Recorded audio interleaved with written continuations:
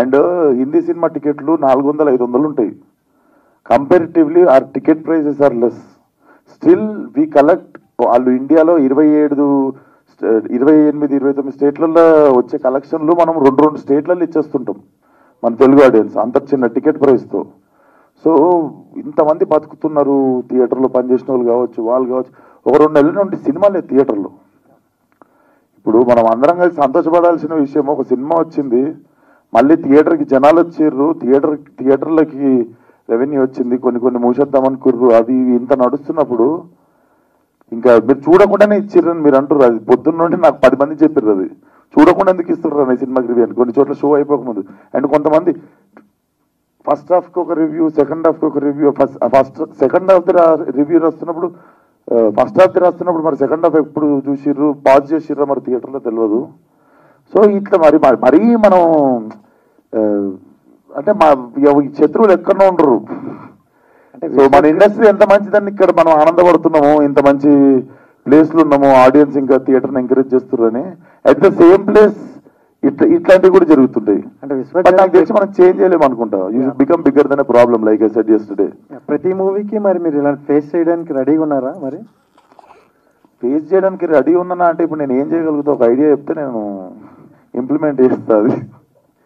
ఎందుకంటే అంటే అలసిపోయినాం అనుకుంటా చెప్పి, దాని బదులు చెప్పకుండా మూడు ఖరాబ్ చేసుకోకుండా డిస్ట్రిబ్యూటర్కి ఫోన్ చేస్తే మూడు సెట్ అయిపోతుంది. సో అది బెస్ట్ అనుకుంటా. మీ అందరికి తెలుసు సినిమా ఎట్లా ఆడుతుందో, మీ అందరికి తెలుసు ఇదేదో ఆడకుండా హౌస్ఫుల్ కాకుండా సినిమా కలెక్షన్లు రాకుండా నేను ఈయన కూర్చొని ఏదో మూమెంట్కి. యాక్చువల్గా అయితే మేము కేక్ పెట్టుకోవాలి, బయట క్రాకర్స్ కాల్చాలి. అది కూడా ఎందుకు చేయలేదు అంటే మేము మా ప్రొడ్యూసర్ గారి ఇంట్లో జరిగిన ఇన్సిడెంట్కి రెస్పెక్ట్ పే చేయాలని చెప్పి we kept it very simple and calm. ఒకసారి పబ్లిక్ కూడా ఎప్పుడు సార్ హీరోలు సినిమాలు తీయడం కాదు, హీరో సినిమాకి హీరోనే రివ్యూ రాసుకోవాల్సిన పరిస్థితి వస్తుంది అంటున్నాను. అట్లా పిచ్చోడు అనుకోరా చూసిన వాళ్ళు? అంటే చూడకుండానే రివ్యూలు ఇస్తున్నారు అంటారు కదా. చూడకుండా కొందరు ఇస్తున్నారు. అది అక్కడ నుండి వచ్చిన మాటనే కదా. నేను ఇక్కడ కూర్చొని అట్లా చెప్తే నాకు నా మీద జాలి చూపిస్తారు అది ఇది అని చెప్పి నేను అది ఆ పదం కూడా వాడలే. అది మీ దిక్కు నుండే ఇటు వచ్చింది.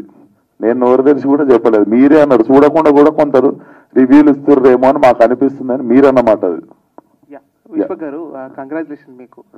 అంటే లాస్ట్ వీక్ నుంచి చూస్తుంటే థియేటర్లు క్లోజ్ అవ్వడము, పెద్ద సినిమా రావట్లేదు అని అన్నారు. కానీ ఈ సినిమాతో మొదలయ్యింది, ఇంకా ఈ నెక్స్ట్ మంత్ అన్ని కూడా కంటిన్యూ అవుతున్నాయి పెద్ద సినిమాలతో. సో దానికి కంగ్రాచులేషన్ ముందు. Thank you so much. So director గారికి నా క్వశ్చన్ సార్, ఎలా ఎంజాయ్ చేస్తున్నారు ఆడియన్స్ రెస్పాన్స్ థియేటర్స్ విజిట్ చేయడం లాంటినప్పుడు? Sir incredible sir. ఎందుకు అంటే the kind of responses that I'm getting from public అసలు మామూలుగా మాట్లాడట్లేదు. ఎందుకంటే ఎస్పెషలీ ఆడపిల్లలు అయితే సెకండ్ హాఫ్ గురించి ఎంత బాగా మాట్లాడుతున్నారు అంటే, అన్న అది ఇట్ వాజ్ వెరీ ఎమోషనల్ అన్న, వెరీ ఎమోషనల్ అని మాట్లాడుతున్నారు. It was. అండ్ అబ్బాయిలకు అందరికీ ఎందుకంటే యాక్షన్ సీక్వెన్సెస్ కానీ అదే అన్నట్టు పంట మీదది కానీ లారీ మీదది కానీ ఇంటర్వెల్ ఫైట్ కానీ మన విగ్రహం సీన్ కానీ ఇవి కానీ అంటే they were raving about each and everything what they loved so much. So I'm so happy and I'm so confident. ఎందుకు అంటే ఇంత లవ్ నాకు డిస్ట్రిబ్యూటర్స్ ఫోన్ చేసి సీడెడ్ నుంచి, ఆంధ్ర నుంచి, నైజాం నుంచి అందరూ చెప్తుంటే, రెవెన్యూలు చెప్తుంటే ఐ వాజ్ థ్రిల్డ్ సార్ ఓపెన్గా. And greatest of the compliment Balakrishna garu ఇందాక వచ్చిన వెంటనే చెప్పినప్పుడు ఐ ఫెల్ట్ అసలు ఎంటైర్ ఫ్యామిలీ చాలా ఇంటెన్సిటీ ఉందండి, వెరీ ఎమోషనల్, చాలా బాగుంది అని. And yeah it was a great moment. షో గారు అంటే ఇందాక రివ్యూస్ గురించి మాట్లాడుతున్నాం కదా, అంటే మరి ఏమన్నా అంటే గతంలో కూడా అన్నారు ఒక 1 వీక్ దాకా రివ్యూస్ ఇవ్వకుండా కొంత చూద్దాం అన్నట్టుగా గతంలో కొంతమంది ప్రొడ్యూసర్స్ అన్నారు. మరి దానిపైన ఏమన్నా మీరు మాట్లాడుకోవాలి? అట్లీస్ట్ వారం అన్నారు సార్. పొద్దున్న 6ంటికి రివ్యూలు రాసిర్రు, 5ంటికి రాసిర్రు.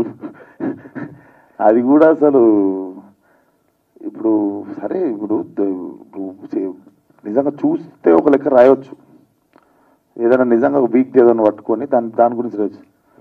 ఏదైతే ఎక్స్ ఫ్యాక్టర్ ఉందో, మ్యూజిక్ కిరక్కొట్టేసిన సినిమా, మ్యూజిక్ వాజ్ వెరీ బ్యాడ్. అది అంటే బేసిక్గా చూడలేదు, అర్థమైపోయింది. ఏదో నైట్ నేను పొద్దున్న రాసేసుకొని పెట్టుకుర్రు, పొద్దున పోస్ట్ చేసిర్రు, అది అంతే. సో ఏం చేస్తాం నాకు తెలియదు. ఆలోచిస్తున్నాయి చూద్దాం ఏమనుకో. అంటే ఇప్పుడు బట్ వారం రోజులు అయితే అది మన అందరం కలిసి ఎందుకంటే ఇట్స్ నాట్ అబౌట్ రివ్యూ కదా, మనం సినిమా మీద చాలా రకాలుగా రెవెన్యూ ఉంది. అంటే దీనిపైన ఇప్పుడు ఇండస్ట్రీ అయితే చాలా డిస్కషన్ కూడా జరుగుతుంది. అంటే ఏం లేదు సార్, ఎంత డబ్బు, ఎంతమంది ఎంప్లాయ్మెంట్, ఎంతమంది కష్టం కదా అది. అంటే రివ్యూలు కూడా ఎట్లున్నాయి అంటే చిన్న రివ్యూ రైటర్స్ ఉన్నారు కదా, వాళ్ళు ఏం చేసేస్తారంటే ఫస్ట్ వాళ్ళకంటే సీనియర్లు పెద్దోళ్ళు దాన్ని చూసుకుంటూ కూడా దానికి దగ్గరలో వేసేస్తారు. మనం దానికంటే దగ్గర లేకపోతే మనది వాళ్ళంత పెద్ద కాదని అది ఏందో అది అర్థం కాని పంచాయతీ అది. కానీ బట్ దాని గురించి అసలు మాట్లాడాలనుకోలేదు సార్. నాకు కూర్చొని నా ఆడియన్స్కి థ్యాంక్ యూ చెప్పాలని ఉండే. అండ్ మా సినిమాకి థియేటర్లకి 2 నెలల తర్వాత జనాలు వచ్చినందుకు మీ అందరు కూడా అర్థం చేసుకొని పాజిటివ్గానే వచ్చినందుకు. So I just wanted to keep it very simple and లౌడ్గా ఉండొద్దు అనుకున్నాం. మా ఏదైతే ఇప్పుడు ఓ 2-3 డేస్ అన్నా అట్లీస్ట్, ఎందుకంటే మార్నింగ్ కూడా వంశన్న అందరూ వాళ్ళ అంతర్క్రియల కార్యక్రమంలో ఉండే కాబట్టి. సో అసలు పెట్టొద్దు అనుకుని లాస్ట్ మినిట్లో ఇంకా లేదు పెడదాము, ఎందుకంటే we have to thank audience first. మనం ఎంత వద్దనుకున్నా మళ్ళా ప్రతిసారి మనం హోప్ చచ్చిపోయినప్పుడల్లా ఆడియన్స్ మనకి తిరిగి లేదు మేము వస్తాం, మంచి సినిమా ఇరు మేము థియేటర్కి వచ్చి చూస్తాం, రివ్యూలు బాగాలేకపోయినా వచ్చి చూస్తాం అన్నంత చేసిన వాళ్ళకి మనం వచ్చి థ్యాంక్స్ అన్న చెప్పాలి. అంటే పొద్దున్న సినిమా చూసిన అంటే నేను పబ్లిక్ టాక్ తీసుకున్నా, వాళ్ళు ఏమన్నా చూసారా? చూసిన నేను క్వశ్చన్ అడుగుతా, నేను కాదు చూసిన వాళ్ళు అని చెప్తున్నాను. మీరు చూసారా? నేను చూడలేదు. మరి మీరు చూసినాక అదే టాక్ ఇది చెప్పేదేనండి. అంటే వాళ్ళు చెప్పింది ఏంటంటే గామి తర్వాత మళ్ళీ డిఫరెంట్ చేశాడు, అంటే అదే డిఫరెంట్ అంటే దానికంటే డిఫరెంట్ అనేది వాళ్ళు చెప్పడం జరిగింది. అది సో ఇలాగే చేస్తుంటారా డిఫరెంట్గా వచ్చినప్పుడు స్టోరీస్? నాకే బోర్ కొడుతుంది సార్. నాకు ఏదైనా భయపెట్టకపోతే నేను చెయ్యాలి, నాకు భయపెట్టాలి, అప్పుడు దాన్ని ఛాలెంజ్ తీసుకుంటా.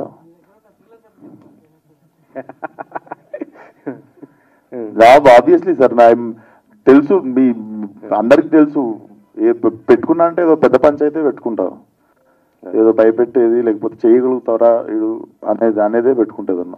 అంటే విశ్వక్ సినిమా వస్తుందంటే మాత్రం డిఫరెంట్ ఇండస్ట్రీ కాదు మొత్తం ఆడియన్స్ అందరు కూడా వెయిట్ చేస్తున్న పరిస్థితి ఉంది, అదైతే గ్యారంటీ. అది thank you so much sir.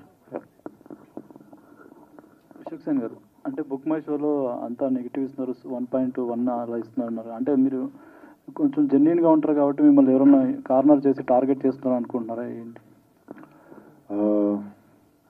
ఇది ఆ బుక్ మై షో పంచాయతీ అయితే వాళ్ళకి ముందు I think BookMyShow also should consider this before they use to ticket కొన్నోళ్ళకే స్టార్ అంటే వాడు షో అయిపోయిన తర్వాత మనకు పంపిస్తుండే, నువ్వు ఎంత ఇస్తావు రేటింగ్ అని. 10కి ఉంటుంది వాడిది రేటింగ్. సడన్గా బాట్స్కి ఎట్లా యాక్సెప్ట్ చేస్తుంది బుక్ మై షో అనే అప్లికేషన్?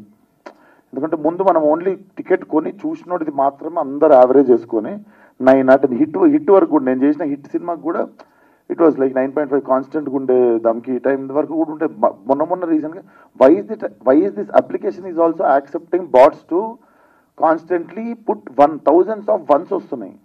చూసిన వాళ్ళు 9.8 9.5 ఇస్తారు కదా, అది యావరేజ్ టాలీ చేసుకొని తగ్గించేస్తుంది. సో ఇప్పుడు ఈవినింగ్ నుండి చూపించడం స్టార్ట్ చేస్తుంది. అది ఇప్పుడు ఆల్రెడీ ఇంకా స్టార్ట్ అయ్యాలి మా పొద్దున నుండి ఆల్రెడీ. మీరు if you just open your phone, open book my show, gangs of Godavari మీద కొట్టండి, కింద ఫస్ట్ ఒక 3 చూపిస్తుంది రేటింగ్, టచ్ చేస్తే మీకు అసలు పొద్దున నుండి ఎంతమంది 1లు ఇచ్చారో తెలిసిపోతుంది. ఇట్ లుక్స్ వెరీ ఫేక్, అంటే చిన్నపిల్లలు కూడా చెప్పేయచ్చు అది బాట్ అని.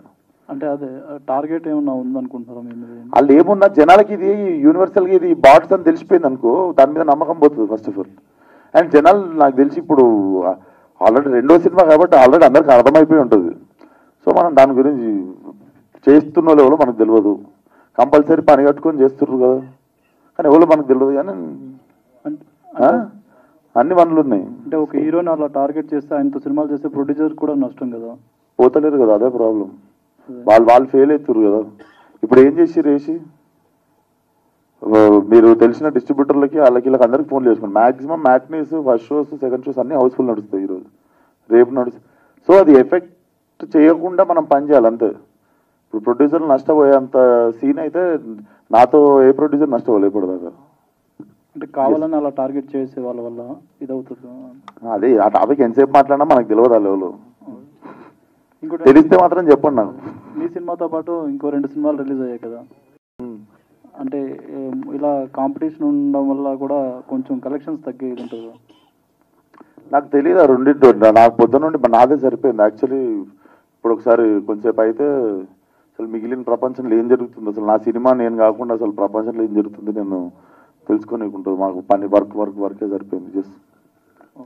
ఇంకోటి ఏంటంటే మీ ప్రతి సినిమాలోనూ 2 హీరోయిన్స్ ఉంటారు, అదేమన్నా సెంటిమెంటా ఏంటండి?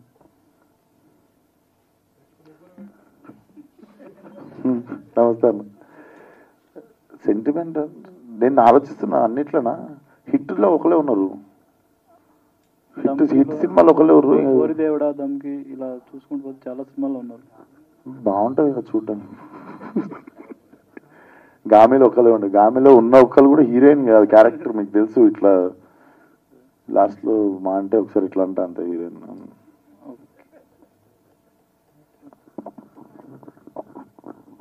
డైరెక్టర్ గారు, నాగవంశీ గారు ఇప్పటికే దీనికి సీక్వెల్ చేస్తామని అనౌన్స్ చేశారు గతంలోనే. మిమ్మల్ని అడిగినప్పుడైతే మీరు సినిమా రిజల్ట్ని బట్టి చేస్తామన్నారు. ఇప్పుడు ఎక్స్పెక్ట్ చేయొచ్చా మనం త్వరలోనే అనౌన్స్మెంట్ కూడా? 100% చేస్తామండి. అలాగే పవర్పేట గురించి కూడా, పవర్పేట కూడా ఉందండి. పవర్పేట గురించి కూడా చాలా తొందరలోనే చెప్తాను దాని డీటెయిల్స్ అన్ని. అండ్ కథ అంతా రెడీ చేయాలి కదండి. కథ అంతా అయిపోయిన తర్వాత, రెడీ చేసిన తర్వాత చాలా డీటెయిల్గా దాని గురించి చెప్తాను. Thank you. సినిమా లీడ్ ఇవ్వలేదు మీరు పార్ట్ 2కి, అంటే ప్రీక్వెల్ వెళ్తారా? అది చూస్తారు కదండి, దానికి చాలా ఉంది, అదంతా చెప్తాను, వివరంగా చెప్తాను. దాంట్లో ఏం చేయబోతున్నావు, ఏం జరుగుతుంది, ఏంటి అనేది. హైలైట్ ఏంటంటే ఆ లీడ్ సీన్ నా ఫోన్లో ఉంది. మేము జస్ట్ లాస్ట్ మూమెంట్లో ఒక టైటిల్ రిజిస్ట్రేషన్కి అటు బేసిక్గా నేను చెప్పినట్టు దీనికి 1, 2, 3 అని ఉండదండి. సో గోదావరి ఉంది కదా, గ్యాంగ్స్ ఆఫ్ గోదావరి అనేది, story will be about same గా, but the place location will change. So అది మా దగ్గర టైటిల్ రైట్స్ లేకు అది ఇది అని చెప్పి ఒక రీజన్ వల్ల మేము లాస్ట్లో సపరేట్గా మీకు ఇంకోసారి ఈవెంట్ పెట్టుకుని వేద్దామని చెప్పి ఆగినాం ముందు.